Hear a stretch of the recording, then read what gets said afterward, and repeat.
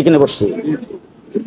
তো এরপরে আল্লামা আহমদ শফি, জুনায়েদ বাবনগী রহমতুল্লাহ আলাইহি, নসরুল কাসিম সাহেব রহমতুল্লাহ আলাইহি, তখনকার সময় মুফতি ওয়াক্কাস সাহেব সহ আরো যারা ছিলেন, আমরা সবাই মিলে আল্লামা আহমদ শফি সাহেব রহমতুল্লাহ আলাইহিকে নিয়ে বসছি।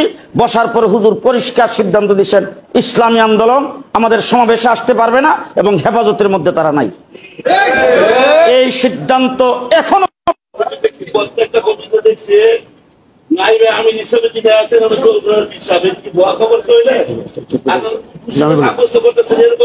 ভাই আমরা কথা শুনি হেফাজতে ইসলাম বৃহত্তর ঐক্যবদ্ধ একটা প্ল্যাটফর্ম। আল্লামা আহমদ শফি রহমতুল্লাহ আলাইহির সিদ্ধান্তের পরে আমরা জাতির বৃহত্তর স্বার্থে সমস্ত ইসলামী ঘরানার সংগঠনগুলোকে নিয়ে ঐক্যবদ্ধভাবে নতুনভাবে দেশকে সাজাতে চাই। সুতরাং আমাদের অতীতের কথা টেনে আমরা এখানে বিভাজন করব না।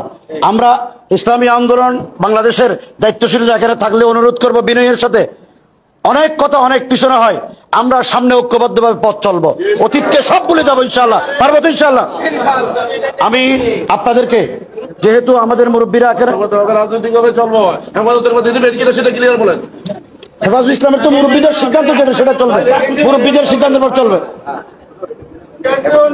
হেফাজত ইসলামের কেন্দ্রীয় কমিটির যে সিদ্ধান্ত, আমরা হেফাজত সেভাবে চলবো এবং জাতির বৃহত্তর স্বার্থে রাজনৈতিকভাবে সবাইকে নিয়ে ঐক্যবদ্ধভাবে থাকবো।